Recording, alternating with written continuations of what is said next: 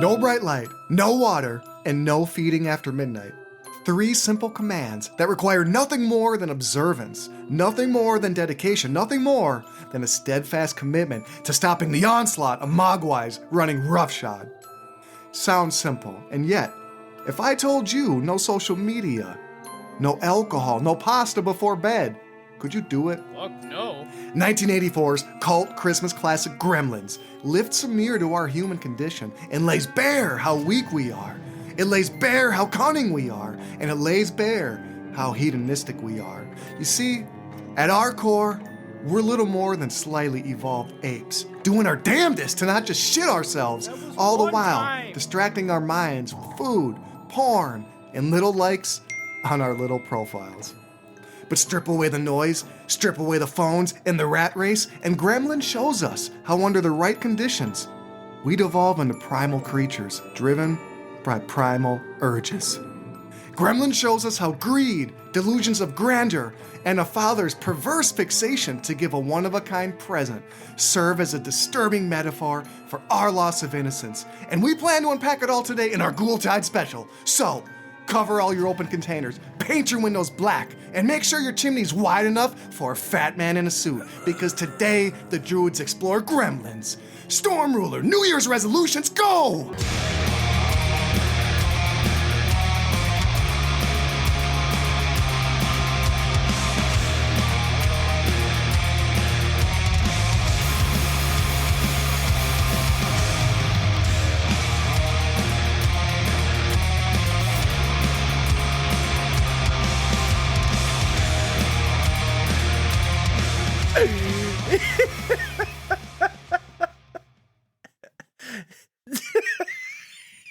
It's a fucking ab workout. Sometimes I need to practice this a little bit so I don't just like flex on every goddamn consonant and syllable in the fucking thing. I thought that was pretty good, man, especially the chimney part. Call back to later on in the episode where we talk about that. Holy little foreshadowing on that. All right. Shit.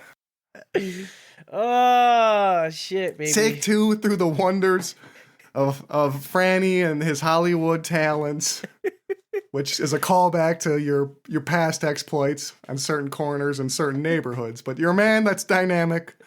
And Frannie, I'm glad to be with you here today on our Ghoultide special. Frannie, what up, my druid from another fluid? I'm doing good, baby. I'm doing good. Just much like yourself, I am battling some shit right now on the inside, dealing with a little crud that I picked up from the missus. It's just a house full of giving over here. You know what I mean? House full of giving. I don't think either of us are doing good. I mean, I think this episode is barely held together by donations from the Red Cross and listeners like you, because we are fucking rough. I'm sitting here on day 6 of fucking COVID Part 2, the sequel. I'm asking myself if COVID 2 is a Christmas movie. It doesn't feel like it. Oh my god. Well, much like all sequels, Part 2 sucks, just a bit worse, so who knows. Well, Frannie, we've got a hell of an episode today. We've got, of course, a mammoth amount of concert coverage, including 200 stab wounds, Frozen Soul, the darlings of this episode, and Immolation.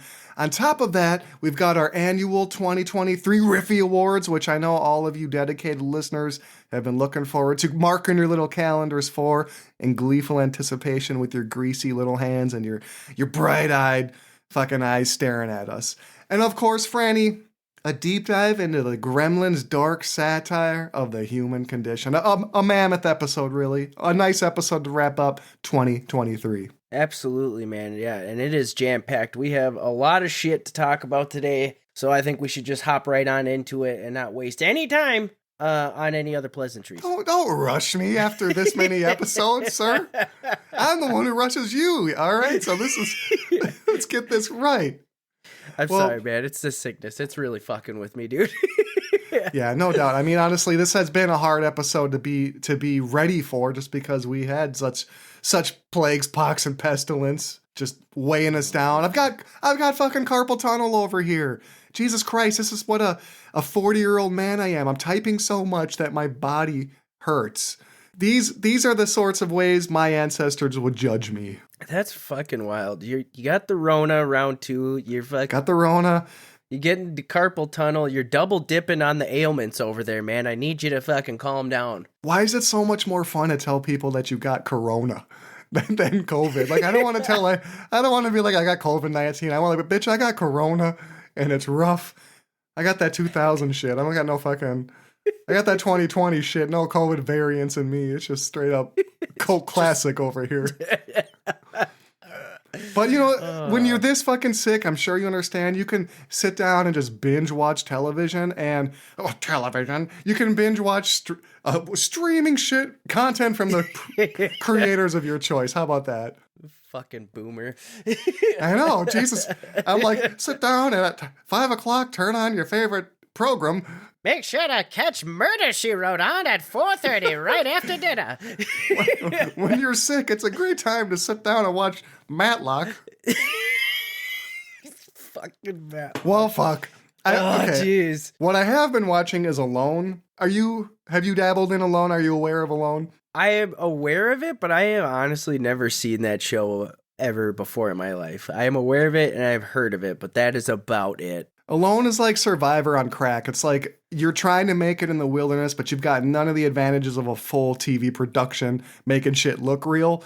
You're out scraping sticks together, trying to make sparks, eating eels and peat moss. And the really interesting thing about this show, as I'm sick and I'm watching it, are the strategies people use to get ready for the show. And a legit strategy on Alone is to get fat as fuck beforehand, because you know you're going to starve for like 3 weeks. What? That's fucking crazy, dude. So, I mean, people will plump up like 30, 40 pounds just to get on the show, and then their whole strategy is to waste away slowly. So I'm like, of all the shows to audition for, I don't feel like this is the worst one ever. Like, I'm not going to go out and learn how to, forage, but what I will do is forage at Pizza Hut and grab like 4 different... But just you can plump up and get as big as you want and waste away on the show. But then I got to thinking, some of these folks, imagine this.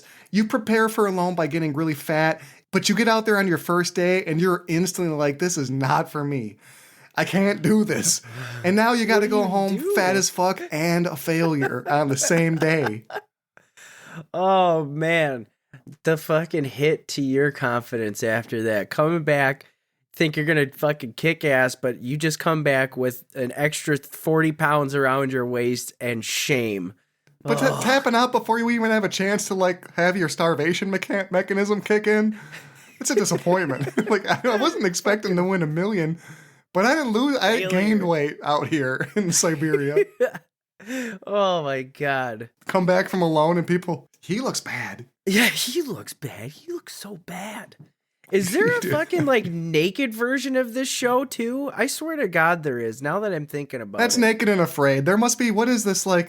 This is like survival porn. I don't know what else to call it, but yeah, these shows fall firmly in that camp. But that's just that's what we're at as a society. We watch each other starve for entertainment, and we fixate on how much we would like to prep for the show by pigging out. So I guess there's not much more of a canary in the coal mine for where we are at as a society, but I did go to a movie theater within the last 2 weeks before COVID, and there was a chick that was so fucked up next to me. All she could do, she could only like muster single laughs. So we were sitting there and she was just like, "Err," and there wouldn't be any fucking laughter. What? She'd just be sitting at the fucking movie theater, just like, "Err."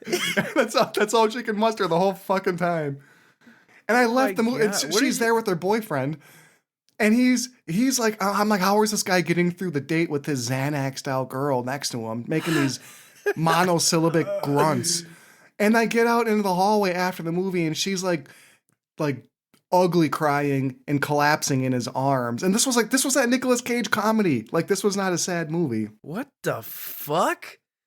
Some shit's happening do not go to an AMC. What is going on in the world today? Jesus. Movie theaters are so illuminating. Oh my God. That's so wild. What movie did you go see that like that one where he's like people dream about him or some shit or whatever. Yeah, I should know the name of it, but yes, that one, and it was good, and I never wanted to bestow any sort of compliments on Nick Cage, but I'll make an exception on that. Well, it must have been good if this girl had a fucking meltdown afterwards, and I don't know. That's. Did you at least get up and like move seats? I would have been very uncomfortable after that. No, at a certain point, I accepted my fate. I'm like, this is this. I was like, every challenge is an opportunity, and try to talk myself into just using it as a chance to not get fucking pissed and want to shove my fist through someone's face in public. Jesus age, God. So, needless to say, strange experiences at AMC, which is basically every time you go there, some shit's gonna happen. But that's partly the price of admission. It should be like an itemized receipt when you buy a ticket. When you expect shit like that. 2 drinks, a couple of popcorns, seeing a guy get punched out, seeing a woman devolve into being able to only make 1 sound. It's all on my 1 receipt. Thank you. Oh shit, man. What an insane experience, dude. That's fucking nuts. All right, Droomies. I just want to call out a great 2023 on the socials and as far as the show goes. And it's really all thanks to you guys. You guys make it possible. You guys keep us going. And Wrecker and I really want to thank you guys for that. Especially people like Double D. They put in their story that we were one of their top podcasts of 2023, and that's fucking sick. So that's really awesome, and we appreciate you guys keeping the coven growing and riding with us every episode. That being said, I do want to get some questions for the next episode that we got coming up, Heavy Metal Sex Magic. So make sure you reach out to us on our socials, on our Instagram, our Gmail, Druids of Doom podcast @gmail.com. Let us know any questions you have for that upcoming episode. We need a soundboard. A soundboard? We need a soundboard so we can get to this spot, and I'm like, all you gotta do is push a button, and it's pop, pop, pop, pop, pop, and now another. I mean, you know what the score is. Yeah. Franny, we got some news through the magic of editing. You're either playing some old shit or you're gonna say it. I'm not sure which. What's the time? And now for another druidic discovery. Well, Franny, we've been following just a scintillating report on our old friend Bruce Dickinson for a while, and we know that he has a huge new project, the Mandrake Project, that's going to be released by BMG. I never really thought about what the fuck does BMG stands for. I don't know, but being released by BMG March 1st, 2024. Franny, if you can solve this, what does BMG mean? I would love to know. Big Mammoth Gains. I don't know. Big Mammoth Gains. The man, look, you give him an opportunity, he comes through. Big Mammoth Gains got those double plates, both sides of the bar, and they're coming at you with Bruce Dickinson. They've got a comic arriving in the shops on January 17th. Because remember, this Mandrake Project, it's Bruce Dickinson, folks. It's a lunchbox. It's a fucking television. it's a comic book, and it's a fucking record. So in that order, you have to get them in that order. But keep in mind that this comic is coming out in 12 issues, and it's a limited series. Apparently, according to Bruce, it's an epic saga of opposing forces battling to use the powers of science and magic to gain control of immortality. I don't know if that's something you're interested in. You may also want to make note that both Marvel and DC are involved in the creation of this project, and apparently... Oh, wow. I wasn't that impressed with that whole sentence about I wasn't impressed with the epilogue that I just gave, but apparently Bruce has been working on it for 10 fucking years. So. Holy shit. 10 years? Come on, Bruce. It's a fucking 12-issue comic. It's not like you can make a 700-page comic book, man. Like... You got like 30 pages to get the story across. You can't be working on it for 10 fucking years. Comparatively, if we're talking about Bruce taking 10 years to write 12 issues of a comic book, that's comparatively slower than how long it's taken George R.R. Martin to fucking finish Game of Thrones. So, Bruce, you might want to fucking, speed the clock up a little bit and pump that material out maybe within this, before it's a decade. That's a good point, dude. I didn't even think of that. I didn't realize The guy Yeah, took he's been wor- fucking 10 years to write 30 pages. Yeah. All right, that's so he is wild, flying man. he is flying the plane. I give him credit for that. But anyway, Afterglow of Ragnarok is the 8-page comic prologue that is out now. Keep your eyes out for. We're gonna have to review this project. I'm a huge Iron Maiden fan, so I mean, I'm gonna have to talk about Bruce Dickinson. You got to talk about Bruce any chance you get, really. Franny, what else do we got? Well, I'll tell you what else we got going on. Apparently, Ghost is working on a new album, which I just found out not too long ago, and it's looking good for release somewhere in 2024. I am cautiously optimistic about it. I am a closet case Ghost fan. I will Ghosts be the are first. awesome. I will be the first to admit that. The first time I heard them, I was just like, I don't know how I feel about this. But then the more I listen to them, the more I'm just like, holy shit, these guys are actually pretty good. And their marketing is just fucking phenomenal, dude. It's so good. The Papa Emeritus like videos that they have on YouTube, like there's a whole storyline for like all the different papas and stuff. It's wild, man. It's fucking wild. Ghost is just a classic example of a butt plug band. You can't fucking dive in full bore. You gotta start small. You gotta walk around in the mall for a bit. Oh Really see how it sits with you before diving into a full album. So yeah, I know Ghost is hard to get into maybe at first, but I'm not closeted Ghost fan. I'm an out there Ghost fan. I'm an organizing events Ghost fan. Oh shit, dude, fucking killing me over here with the fucking chest cold. Fuck. But yeah, so 2024, keep an eye out on the horizon for new Ghost. That's going to be awesome. And another person that's going to be coming out with a new album, that'll maybe even be headlining it with this tour coming up that you'll be talking about here in a minute. Halder. They're working on a new album too. They just put out a new LP or an EP, whatever it is. They put out a single. It's fucking sick. Make sure you go over to their Spotify or Apple or on YouTube. I think it's Season of Mist. Just stream them is what the man's saying. Yeah, just stream them. Just stream them. But it's really good, man. I'm super excited for it. Well, on that note, there's a huge tour alert, the Decibel Magazine Tour, and your final Druidic Discovery. Every year, Decibel, we can count on them for putting together a pretty solid package, and this year is no different. And I want to say, this Decibel Magazine Tour feels like the Druids of Doom tour because it's a veritable who's who of bands that have been featured on our show in our infancy all the way to today. So we've got Halder headlining, which Franny, going way back, she left a huge impression on us. We loved Halder. And then Worm, Necrofire, who again, if you want to call back, I almost shit my pants in the basement of a Trader Joe's because I was listening to Necrofire 2 episodes back. They're also providing support to Halder. And then lastly, Devilmaster, who I'm not familiar with, but with a name like that, I mean, they must have something important to say. Well, it's got to be good. A name like that, they got to be good. But yeah, wouldn't it be crazy if the Decibel tour was like founded out, like somebody listened to the show and was just like, oh my God, we got to get all these fucking bands together. These guys are, these boys got it. These boys got it. I didn't know they got it, but they got it. We got to book these bands together now. Oh man, watch fuck. it. That just makes me Sometime happy. In the mail, we're going to get free concert passes for this shit. Where you'd be like, what? Decibel's like, look, boys, we can never formally associate ourselves with you, but these fell off the back of a truck. We can't wait to see you there. Well, Franny, it sounds like an absolutely banger of a lineup. I wish that was coming through the Twin Cities. We may have to make a little run to Chicago or maybe our old friends over in Milwaukee to catch that. And in the meantime and in between time, I have been on a month to end all months of concert coverage. And Franny has had, he's had his normal issues where the man is slaving to the bone. And so I had to do field research in his stead.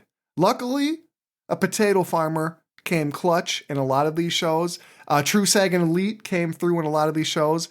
But I've just got some tight one-sentence coverage of all the bands I've been seeing. So Franny, why don't you help me out and let's give the Droomies a little bit of fodder. Right on. All right. So I'm just gonna rattle off like some of these bands that you saw in my stead, and I, like you said, you're just gonna give off a 1-word little zip zang on them. All right, ready? Yes, sir. Yes, sir. Fuck. All right, here we go. Tribal gaze. I headbanged so hard, I had to get a therapist to process the experience after. Okay. Judiciary. They prove that Karate Kick crowd killers can live in harmony with Knuckle Dragon Denny's line cooks. 200 stab wounds. These 4 Walmart-looking dudes play double thick groovy grooves all over my person. Oh, shit. Frozen soul. Not all these are funny. They feel like they're on the verge of stardom. Oh, 100%. Good God, are they ever. Early moods. The spirit of rock and roll. Fucking A, man. Coven. An interesting footnote in the 3rd edition of the Annals of Metallic Boredom. It was fucking terrible. Coven were terrible live. Oh, Jesus H. Let's see. Lucifer. The dark prodigal son was not able to overcome sound problems. Oh, no. Castrator. An assault on my ears and balls that I didn't ask for, but found out I liked. Singapog. I haven't felt the room that fired up since my friend went blind in a mosh pit at Suicidal Tendencies, and that's a true fucking story. Oh my God, I'm gonna have to ask you about that one. Holy shit. My friend lost sight. That's fucking wild. Last but not least, Immolation. That's a professional death metal band. After all these years of seeing Immolation, I've always enjoyed every show of theirs, but afterwards, all I can ever think to say is that is a professional death metal band. Like they know what they're doing, bottom line. Absolutely, man. And make sure you head over to the Instagram where we got tons of coverage of all these bands we just talked about. Wrecker did a really good job of getting some video footage of that. Make sure you pop on over to the Instagram and check it out. I want to give just a couple of small shout outs here before we move on past these concerts, though, Franny. And first, Frozen Soul, they are absolutely, every time I see them come through, they elevate themselves beyond the last time I saw them, and they owned the room that they were in, and it was fantastic to see them. I know we're going to talk some more about them later, but I'm sure you felt this, but Frozen Soul, they've got something. They've got something. Absolutely, man. I could not agree more. They are truly on the verge of stardom, like you said. Every time we see them in concert, they do really, really elevate themselves and their show that they bring to the fans. Also, their albums. I mean, you listen to the first album, it was amazing, and then the second album was incredible. Like it's insane how much these guys, this band has been growing, and I really, really, really am excited to see where they go because the sky's the limit for this band. I'm sure they might come up later, and I cannot agree more. Sanguisigabog, another quick shout out. I am really trying to grapple and get my head around what to make of this band. I have at times decried their social media presence. I have been frustrated by their fan base. I have asked myself, what do they do that's really all that different? And I just got to say, the answer to all those questions are now in my back pocket. After having seen them my 3rd time, I'm ready to say that they are one of the best live bands going right now. And they did something that I've never seen a band do. And this is borderline dangerous. And I liked it. They had they had a fucking football, and they said, you know what this is, and you know what you're supposed to do with it. And they proceed to toss that football out to the crowd, and they let everyone know, whoever comes up with this ball at the end of the song, take it to the merch booth and get anything you want. Holy fuck, dude. Can you imagine with the amount of booze that, I saw Sanguisigabog with Immolation. I mean, there was a lot of heavy drinking at the show. They tossed that ball out, and I was perched up top, as I do, and I felt like I was looking upon some sort of ancient tribal ritual. The tenacity these kids showed trying to strip that ball away from each other, and the whole floor was moving. I mean, it was chaos. It's not a circle pit. When people are going playing, get the ball from this guy, whatever you want to call it. Get the ball from this guy. But I'm like, I'm an Italian man. I've never seen American football before. And, oh my God, dude. But you can't predict where that action's going to go on the floor. That's fucking wild. You were basically a Roman senator watching the Colosseum erupt into chaos. Absolutely. That's the best. I was watching all sorts of limbs get dislocated and people take terrible dives face first to the floor, and I could not have been more entertained. So saying with Sigabog, wow, wow, wow. I mean, I've gotten into some crazy pits before in my life, but I honestly think I would steer clear of that one, to be honest with you. It's just so fucking unpredictable. It was really unpredictable, and it did, to a certain degree, get some of that, that alpha male shit going down on the floor, which I never want to be too close to because it's just gross to me. But yes, but anyways, make no mistake. It was a fun time. Luckily, the spirits were mostly positive, and yeah. That's crazy, man. I would have liked to seen it, but still, that's fucking crazy. I've never seen it. Need a bumper sticker. I would have liked to seen it. I was watching Matlock, couldn't go. Too busy. You don't understand. Murder, She Wrote was on. Murder, She Wrote. That's how that old banger. Every episode with the cliffhanger. All right, watch out for 2024, everybody. We're gonna get some merch going. Don't worry about it. we need to get some merch for ours, just for you and I to buy and walk around with. Like, that's how deep into our own bullshit we are here. Wow, I would wear a shirt that we designed. Oh, I would too. 100%, man. 1000% just deep inner show cult shit. Like, these boys got it on the back of it. Fuck. Somehow beg Zompantli to do like a fucking partnership with us. Like, let us do a shirt for Zompantli. That'd be sick. Anybody from Zompantli, if you're listening, we will collab 100%. Big O sees the shirt, disappointed, fucks us up. Like, no, Big O, don't. Don't, please, God. Jeez. Oh, Big O, we love you.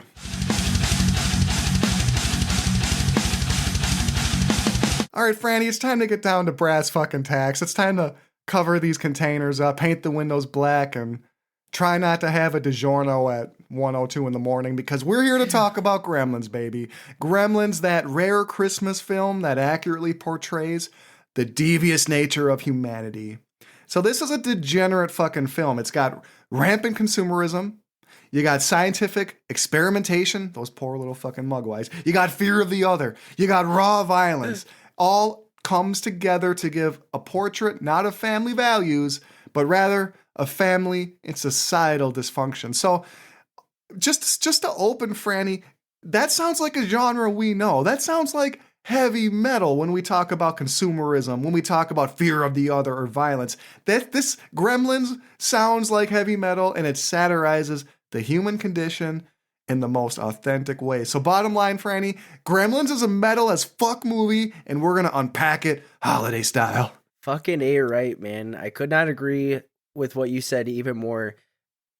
Watching this movie again was just a fucking mind trip, because it's been a while since I've seen it, right?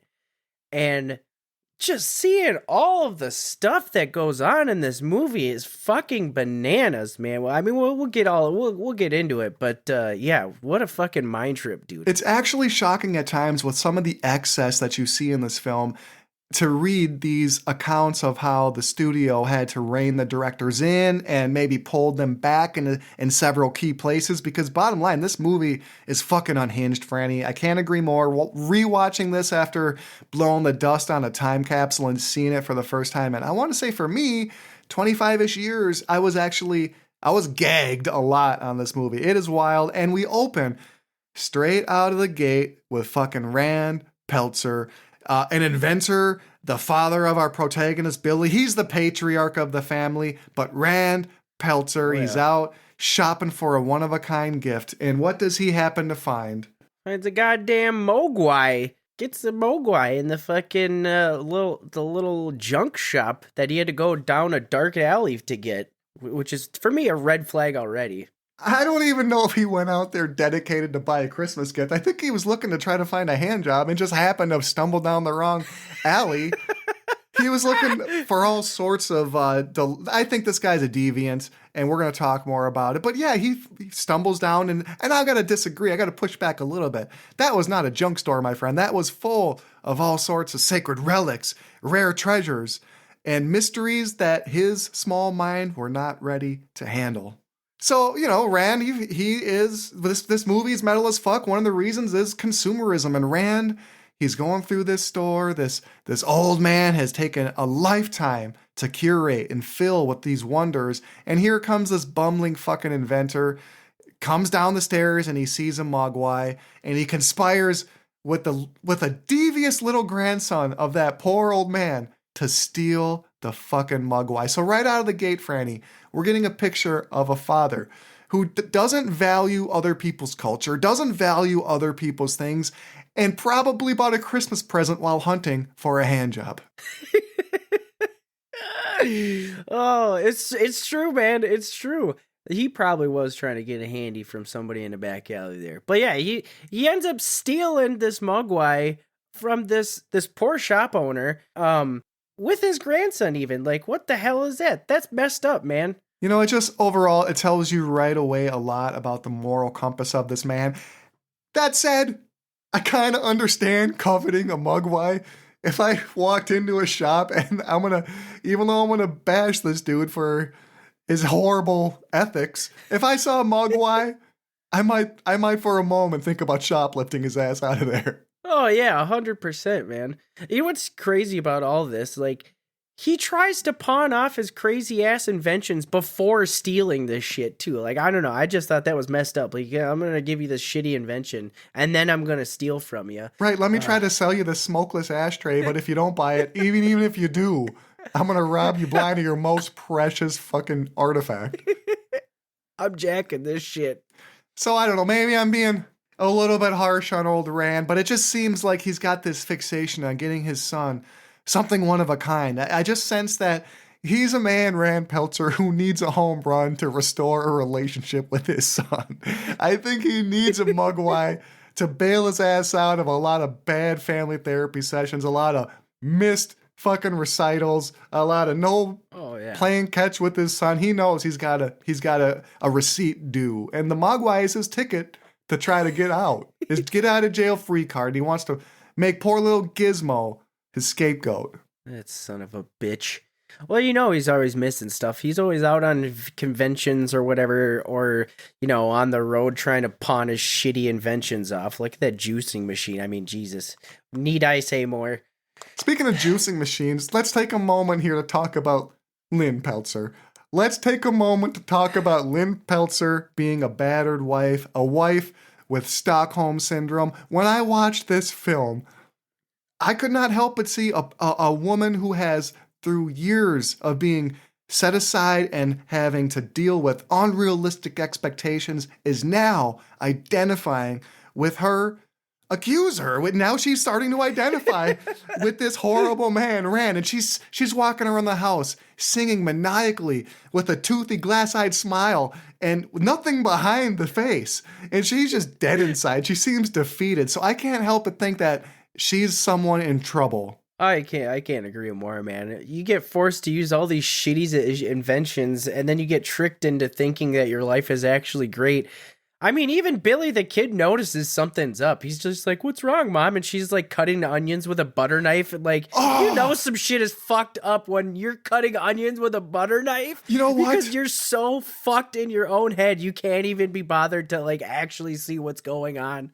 That whole scene is completely mental because she is just cutting a mountain of onions because she wants the excuse to be able to cry. She's got so much held in that she just needs to fucking cry and process some trauma. So we've taken a look at the parents, Rand and Lynn, and I'm just saying, if you but look a little bit past the surface, you're going to see a deeply dysfunctional set of people, and one in which I would say Lynn is very much the victim. 100%.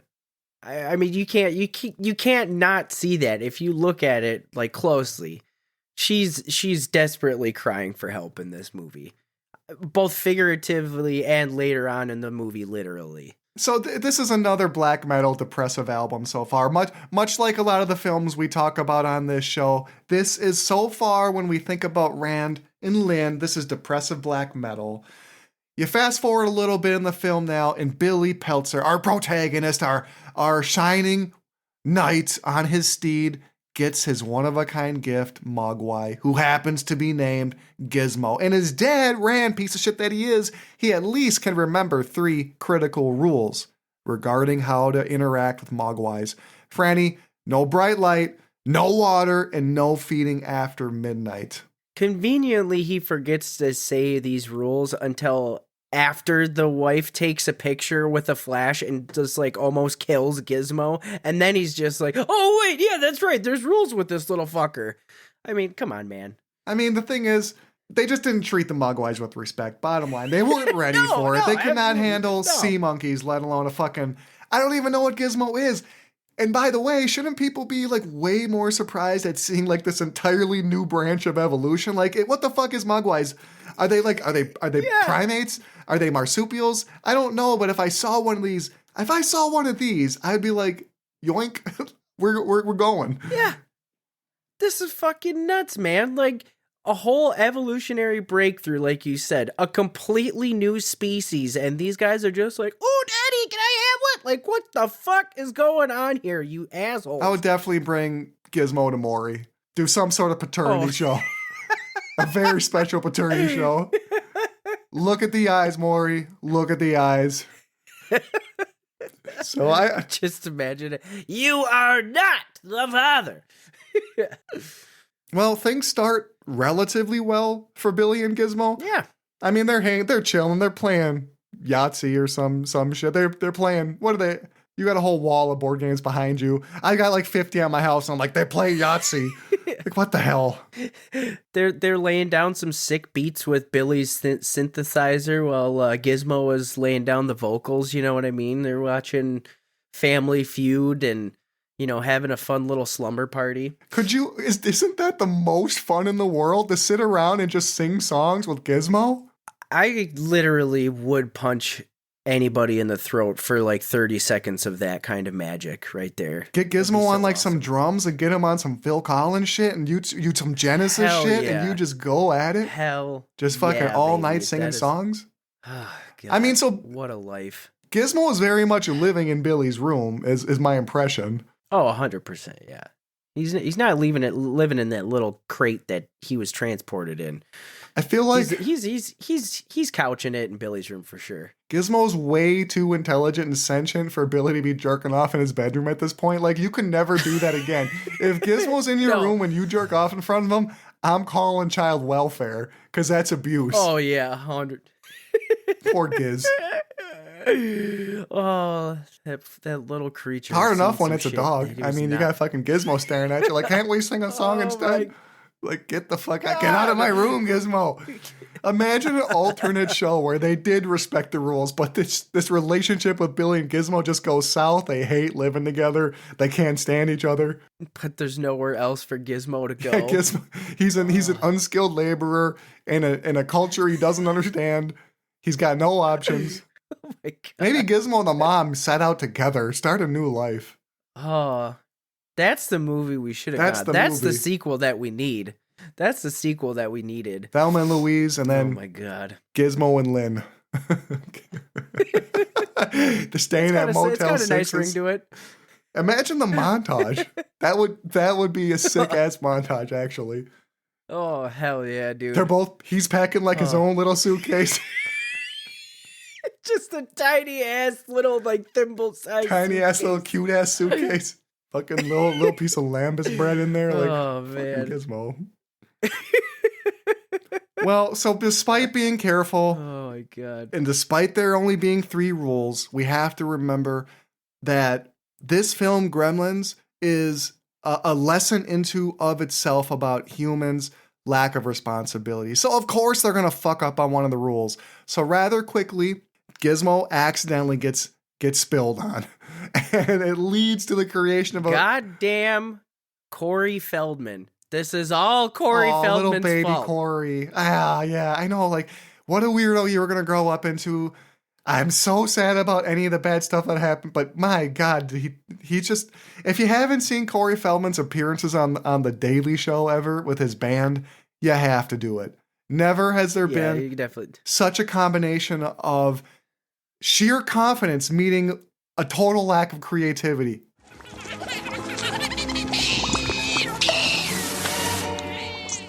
Okay, so despite being careful, water spills on Gizmo. And it leads to the creation of a whole new set of these mischievous bastards that we now know as Gremlins, as Mogwais. And it just, every one of the birthing scenes in this movie is traumatic as fuck. Oh my god, dude, it's crazy. Like the first time Gizmo gets water on him and his back starts like bubbling Jesus. and like boiling up and stuff like that, and you hear him screeching, I was just like, holy fuck, dude. Like he could do like backing vocals for a black metal album or something like that. Just this little dude needs like some fucking epidural. He needs like some Lamaze because he's just wailing. It looks traumatic. oh my god. Well, of course it looks traumatic. His whole back is literally boiling before he just like zit pops out all these other gremlins. It's fucking nuts, dude. And all these bastards come out and they instantly hate him, which makes no sense because he seems like one of the best boys. But Gremlins unilaterally fucking hate Gizmo. Gizmo is like the prison bitch. I don't know what he did, but his reputation is shit amongst his own people. So even though I'm just going to say I want to know more about his past. He's got no street cred with the fucking He's got no nothing. street cred. They're dropping diss tracks on him weekly. Oh fuck, dude. Well, it's so crazy. Yeah, they do really hate him. Like right off the bat, like it's fucked up because technically speaking, Gizmo's their dad, and he didn't even run out on him. Like he was there when they were born. You know what I mean? Like, and they all hate his ass. Scientific experimentation is 1,000% a theme explored in heavy metal, whether it's distrust of government, whether it's hideous psyops conducted against us, against our will, or just being abducted into a goddamn spaceship and explore in the worst ways possible.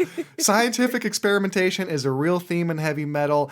What does Billy do right after Gizmo, still traumatized by shooting these little bastards out of his back? What does he do? He scoops one up to bring to his fucking science teacher to immediately be a science experiment. This science teacher is kind of sadistic. Yeah, it's fucking crazy, man. The first thing he does, slaps him in a cage, and then just like starts poking and prodding him, you know, with a thermometer. This poor little thing doesn't know what a fucking thermometer is, you know what I mean? Like, he's like taking blood from him and stuff like, how are you going to do that to something you know nothing about? Like, that's crazy. You don't know if this thing has blood. He shoves that needle in way harder than he ever had to. So just all around terrible behavior. And that's human beings. But we're going to find out what the Gremlins are capable of here shortly, because Stripe is one of the Gremlins who is birthed. And we all know that he is by far a step above. He is the apex predator of the Gremlins, and he's ready to unleash some serious chaos on the small town of Kingston Falls. So this is Frannie. He's the Kevin McAllister of Stripe. He's the Kevin McAllister of Gremlins. Stripe is. That tracks. That absolutely tracks. So this is the point in the film now where we're starting to see that the Gremlins, they're really not that different from human beings, because everything they touch, they just start to fuck up. Oh, 100%, man. 100%. Whether it's the food or the movie theater or anything like that, like they literally just fuck everything up at this point. It's crazy. Everything the Gremlins do is the same shit we do. You know, we beat, stab, and kill each other. We maim each other. We try to get over on each other. We make chaos. And we also laugh at really fun, stupid shit and have a good time together. I mean, we are the Gremlins. So, you know, as Stripe is starting to rise amongst the heap of fellow Mogwais all vying for power and a king smoot, Stripe takes his spot at the head of the pack. And it's at this time when they really start to coalesce into a quasi sort of 80s gang with mohawks and ear piercings and baseball bats and leather. And the Gremlins they're marching down the road and they're like, you know what? We here now. And where is good old Dad Rand, the guy who brought all this shit onto the poor town of Kingston? Fucking A, man. He's at some fucking furry convention, I'm guessing, but he's at a convention where all sorts of fellow inventors are at. And you know, Frannie, for all his fucking boasting and talking, he's a fucking utter failure at this convention. Like he's surrounded by shitty inventors and he's not selling shit. No, it's crazy, man. It's fucking crazy. You got this one guy who's like built like a robot, that looks like the Danger Will Robinson Danger thing. Like, that's going to bring you some, grant funding or whatever. This guy is literally doing nothing at an invention fair. A 6-year-old kid could have stuck some pencils in a potato and done better at this place than he did. Like, it's crazy. It is crazy how bad he is. Just strikes me as the type of dude, he probably gets government support at the same time bashes these programs to his friends. Like, he's absolutely, with fucking the inventions he's trying to peddle, he's on some type of assistance. 100%, man. Franny, we've talked a lot about the rise of Stripe, which I would, if we ever get an offshoot show, Rise of Stripe, I'm down for it. But now let's talk a little bit about Billy and his main squeeze, Kate, who, all in all, she's a really weird lady. Oh my god. Weird lady, she's like fucking 20. Okay, so let's talk about Franny. Let's talk about this. Let's unpack this record. Franny, Billy and his girlfriend Kate. She's a hell of a girlfriend. We're gonna talk more about her, but together they witness both Stripe and his band of Mogwais just do a whole host of destructive things all across this town, and they eventually get to trying to stop them. But before we're ever close to any sort of outright fighting of the Gremlins, they still got to do some shit. And I would say the number one thing I want to talk about with their antics is this infamous barroom. I don't even know what to call this scene, but just this barroom brawl scene, the most self-indulgent place of the film. Oh my god, it is insane what is going on in this bar, and Kate is just acting like it's another day, basically. And I watched that, I was just like, what the hell is going on right now? I just felt like the directors were given carte blanche on whatever they wanted to write into this. I mean, you got a gremlin flashing fucking pipe with a trench coat. You got a prostitute gremlin. You got gremlins playing craps, drinking booze. Stripe tries to straight up cap a dude at the table. Yeah, He does. What am I saying? He fucking caps a dude at the table. It's fucking crazy, man. The fucking degeneracy and just, I don't even have any words for it. It is nuts. I mean, I never thought I saw this movie when I was like 5. I don't remember seeing a gremlin flashing pipe. No, me neither, man. It is crazy. There's so much going on in this like 5-minute scene. It goes on for a long time. Yeah, it is hard for your brain to process everything that it is seeing. It is literally a meltdown in your brain. It just keeps going. There's so much shit going on. Oh, God. And all the while, Kate, she's this waitress and she's sitting there still trying to serve them. At a certain point, Kate, your shift is fucking over. They trashed the fucking place. You can take care of your safety. Get the fuck out. So oh my God. I'm not sure if this is a trauma response, but she shows a stunning lack of self-awareness in this early barroom brawl scene. There's other shit that they get up to. Of course, there's the movie theater mayhem where the crazy scene where they're just going ape shit for hi ho. They love the Seven Dwarves. Franny, there's an entire film full of fucking crazy scenes. We can't talk about all of them, but suffice to say, there's a movie theater mayhem. There's probably my favorite scene in the whole film, though, is when there's a snowplow rampage where these couple of gremlins boost a big cat machine and try to smush the town drunk. Oh my God, there's so much carnage in the movie. And they jumped into that big cat like they were fucking 2 union jobs. Like they knew what they were doing. They smushed his ass. Exactly what they were doing. It's crazy how many attempted murders there are in this film. This is not a Christmas flick. This is baby's first horror flick. I'm telling you right now. This is baby's first slasher flick, guys. Can you imagine what the deleted scenes in this film would be like? What did the directors, what did the studio actually push back on? Because it doesn't seem like a lot. No. Like you said, there was carte blanche in this shit, and they just kept everything in. Yeah, those will sell. Like deleted scene.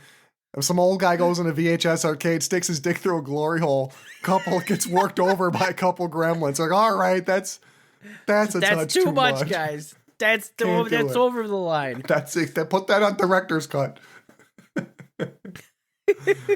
Fuck. Well, oh my God. it's at this point in the film that the directors say, how about some odd, out of nowhere character development? Oh my God, dude. Yo, I know exactly where you're going with this, but so I haven't seen this movie in a long time, like we've said before. But when this part happened, it completely took me off guard. Completely took me off guard. I was shaken to my core when Kate told this story. She delivers just an absolutely insane story about how she found out there is no Santa Claus. And the punchline is it's her dad who died inside of the chimney trying to deliver gifts to her. But this is out of nowhere after you've seen so much Looney Tunes stuff, and this barely developed character Kate is now being featured on screen delivering this like really traumatic story, but just glassy-eyed as fuck, and her monotone delivery, that's disassociation. She is clearly traumatized. It's crazy, man. It is absolutely crazy. Again, I completely was taken off guard by the fact that she tells the story, and then Billy's just like, well, that sucks and all, but, Christmas is for happy. And I'm just like, dude, what? Did you not just hear what she fucking said, you insensitive asshole? Like, what are you doing? Just in terms of a tone shift, quite the glass of cold water splashed on your face. Oh my God. But all around, this film, I will say, even with some of those bizarre decisions like Kate and her insane story, this movie does feature a lot of a really striking creativity. The kills are metal as fuck. I mean, let's talk for a moment about Lynn, the mom, where she finally gets to release all of her trauma and goes straight up Rambo in the kitchen and kills several gremlins in pretty gruesome fashion. It's all within the span of like 2 minutes. She blends one, she 200 stab wounds another, and then microwaves one. She microwaves one to the point it explodes like it's a potato. Like, it's fucking crazy. This is all within like the span of like I said, a minute. It's nuts. She's just fucking That's normally. some creativity right there. She's just a maniacal lady who she's so used to repressing these emotions, and she's got this dud inventor, abusive husband, and she gets reborn through violence, and it's incredible to watch. It's visceral as hell, and yeah, the classic special effects here are actually really good, and a violent ass scene, and of course, that's the sort of themes we love exploring in all of our death metal deep dives. I mean, these two things, Billy's mom, death metal fan, bottom line. Oh, absolutely. If not a brutal death metal fan.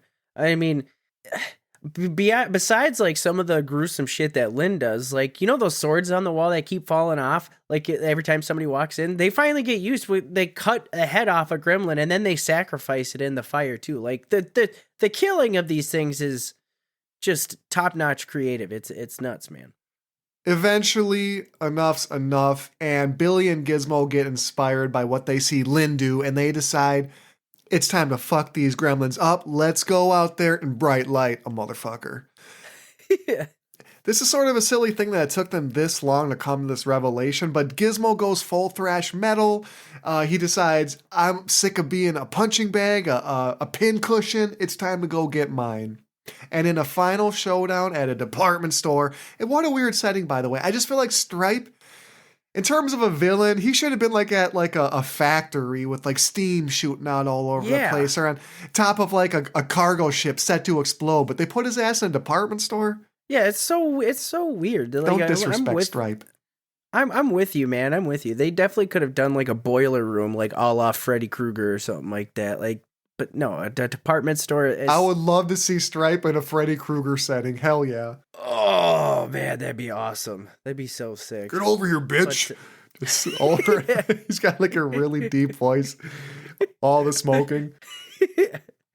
Oh, man. So Gizmo, he's finally ready to give Stripe his comeuppance, but I just feel, I can't help but feel like even if Gizmo is showing this confidence, and I feel this way even throughout the film, Gizmo is just kind of a little bitch, and there's just something about him. Yo, I agree with you 100%, man. Gizmo, he a little baby back bitch. Like, he ain't got nothing going for him. I can see why he's lacking the street cred of all the rest of the Gremlins. You know what I mean? He's just a little punk. He's just a punk. Despite our collective, fucking misgivings towards Giz, he does pull off the surprising upset.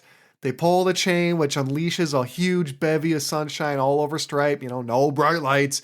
They finally vanquish this foe that has so stymied them up to this point. So Stripe, may you live to rise again. May you bubble your ass back out of Gizmo's back in a sequel soon to come. But Franny, what can we say at the end of this film now after we've watched 90 minutes of chaos, violence, and debauchery? As you're watching this whole movie, you kind of start to see the dichotomy of good and evil, which is represented in the Gremlins. And you can see that reflected in humans as well, as whether it be the excessive amount of drinking to cope with the problems, the fact that, the evil Mogwai, they don't have a support network or system at all. So they become, they become evil gremlins because they become evil gremlins. They need services. They're just misunderstood. Billy never tried to reach out to any of the evil gremlins to see if they really needed help. You know what I mean? And that's that's indicative of the human condition. We do a lot of hedonistic shit, drink to an excess. There's a lot of debauchery. We're capable of very cruel things. Yeah, you see that in this movie, and it's like I said, it is basically the mirror of the human condition, and it is pretty goddamn apparent. I cannot say it better myself. I mean, what's left to be said?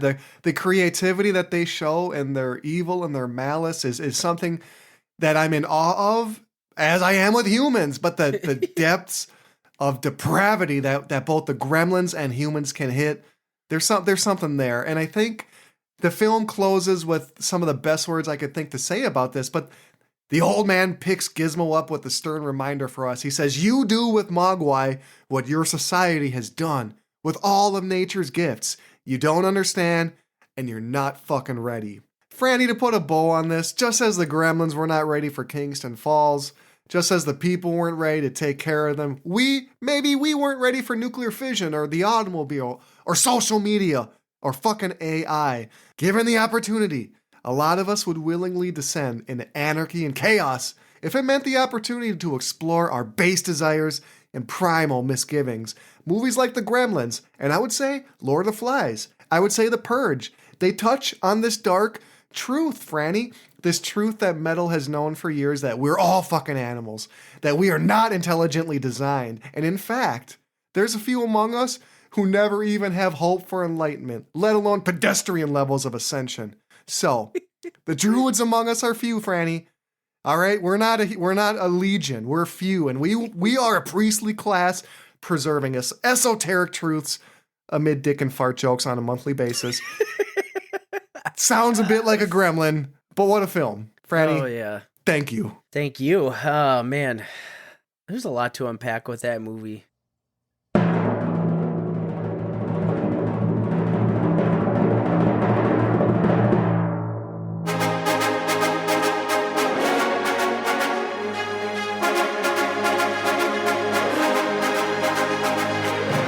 '23, Franny, a hell of a year. Let's welcome everyone to the Riffies, a year where we saw a lot of fantastic shows and more importantly heard a lot of amazing albums. So once again, your boys Wrecker and Franny, we're here to present you with our performance appraisal of the State of the Union in heavy metal. And we're going to bestow some fucking distinguished Riffie Awards on the bands and the shows that most impressed us in 2023. So Franny, it's fucking, if it's time to tell the listener, look, if you don't have your rubber sheets out, put them down now, because this is about to be this is going to be a gushathon. All right, you're going to get you got to get like a little bib made of brownie tiles, because we're going to dribble all over your solar plex. All right, there's going to be, we've been building for this shit, all right? We've been edging for fucking 11 months to get to these Riffies. God.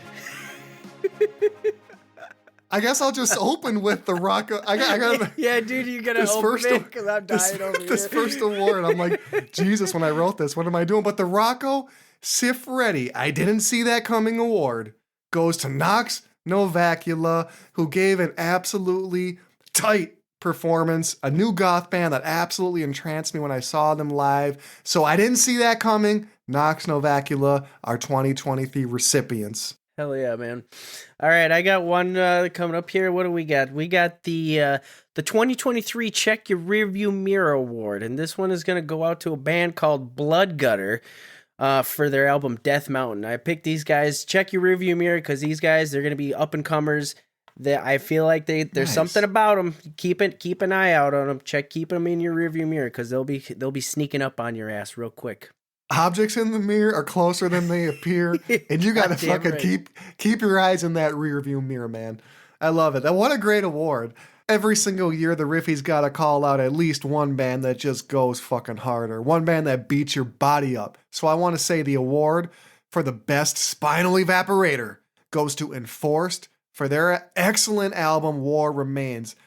These guys, they get the fucking circle pit going, and if I had to have some sort of companion award for Enforced, it would also go to High Command, who gave one of the most ferocious sets I've seen in my life, God. Milwaukee Metal Fest. So congrats to both Enforced and High Command for what you did in 2023. All right, well, kind of on the heels of Milwaukee Metal Fest, we got the Too Big for Your Britches Award, and this one is this award goes out to the band that was literally too big for their fucking venue britches, and that goes to Unearth at the Milwaukee Metal Fest in 2023. This band, I don't know if it was due to a planning error or a stroke of genius, but Legendary. Jesus H. Oh my God, there were so many people in the tiniest of venue. It was overflowing. It was fucking crazy. Franny, as you and I just fucking fall to pieces here with varying states of decay and illness, I think I need to get a fucking IV treatment between this episode being released and finishing recording. All right, well, Franny, we've got something very special. Oh yeah. We've got something very distinguishing. I want to take a special moment to announce the Paul Bearer Lifetime Achievement Award for Oh my Best God. Casket Drivers. That's going to go to Gatecreeper for their performance at Milwaukee Metal Fest. Just deathy, doomy sludge. I loved it. wow. They had the crowd wrapped around their finger, and Paul Bearer could not be prouder. The dead man sees you. So, Gatecreeper, way to go. Oh my God. That was such a fucking sick ass show too. Oh my God. All right. I got the next one here is the Crystal Ball Award. So mirror on the wall, show me the most prophetic band of them all. And what is it? It's Warbringer with the Weapons of Tomorrow. You know, with everything going on right now in the world today, I found myself listening to this album kind of a lot, and sadly it is fitting for the time and everything going on. So whether you want it or not, Warbringer, you got it. The Crystal Ball Award goes to you. Wow.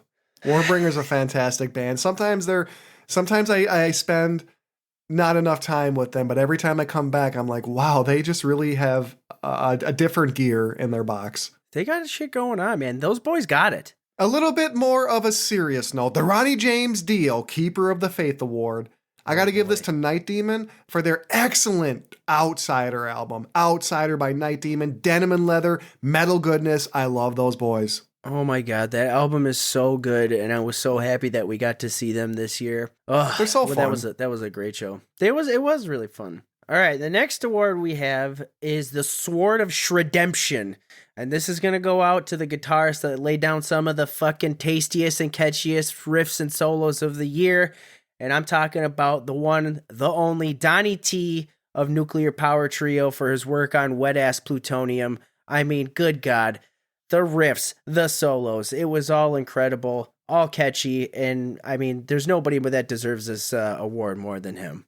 The Oh Shit, I Think I Smell a Dead Body Award goes to Autopsy for Ashes, Organs, Blood and Crypts. What a fantastic, just baller of a death metal album, and literally had me putting Vicks Vapor Rub under my nose because it smelled of rot so fucking bad. So Autopsy, you're still doing it. You're still the one, Autopsy. After all these years, you're still the one. I love you. All right, my last award for the Riffies before we get on to the the album of the year, is gonna be the Slap Happy Award. And this award goes out to the bassist that just is the happiest go luckiest man on the planet.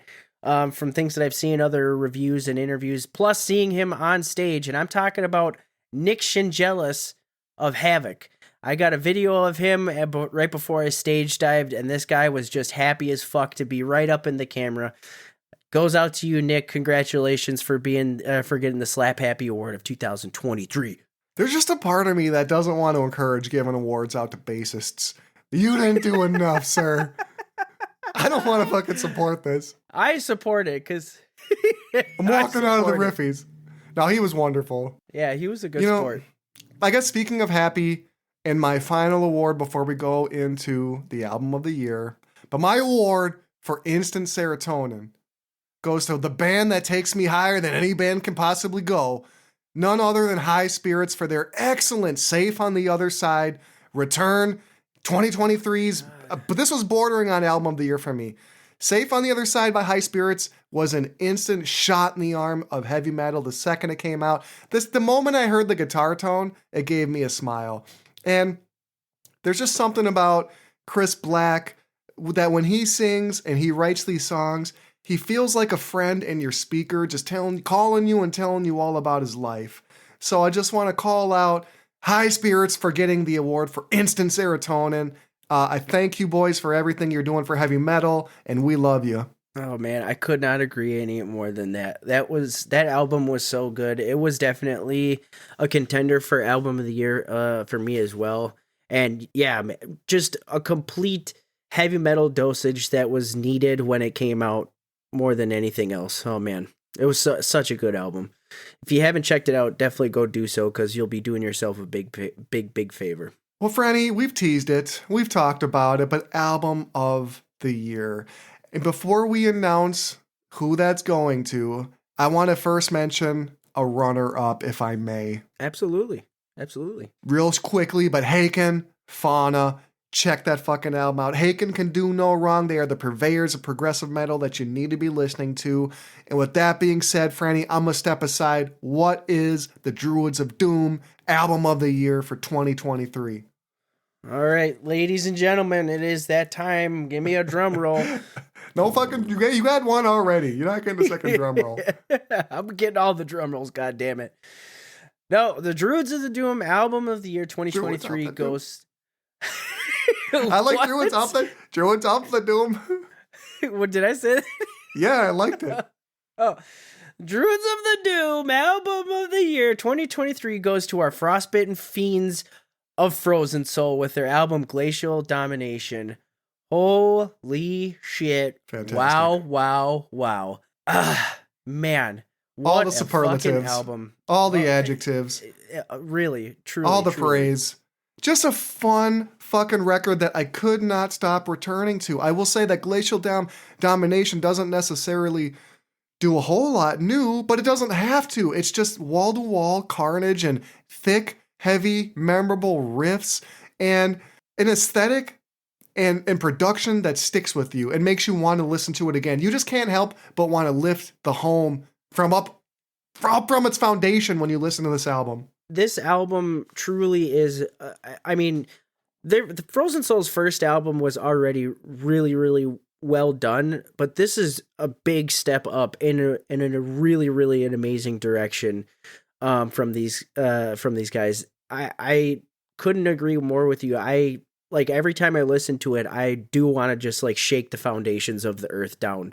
It's empowering. It makes you feel just strong as fuck. And there's just if they knocked on the door when they released Encased in Ice, they fucking kicked it in when they put out Glacial Domination. They absolutely raised the bar for themselves, and it kind of goes hand in hand with some of the most vicious live performances that any of us are seeing out on the road. They are absolutely killing it every single night, and good for them, because now they're getting picked up by a little band you may have heard, Amon Amarth, and getting taken out across the country on a massive tour. So it's not just small guys like us. Big time metal media is noticing Frozen Soul, and they fucking should. Goddamn right, man. 100% agree with that. These guys, they deserve it more than I think any other band out there right now. And like you said, they might not have done a bunch of new stuff with this album, but I did find myself going back to it more than any album this year. And that's saying something because I listened to some albums a lot this year. A slight nod for experimenting with some synths and a couple of like 80s synthy tones. That was not really expected. Oh, They got a yeah. kick out of that. And they also put I out a love couple of that good so much. music videos, which I also appreciated. Yeah. Oh, man, I completely forgot about the music videos associated with this album. Jesus.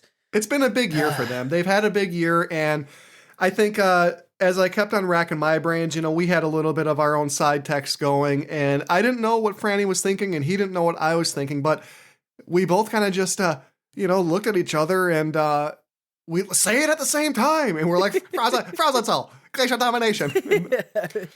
Some stepbrother shit, and it all worked out. And I can't push back on Franny.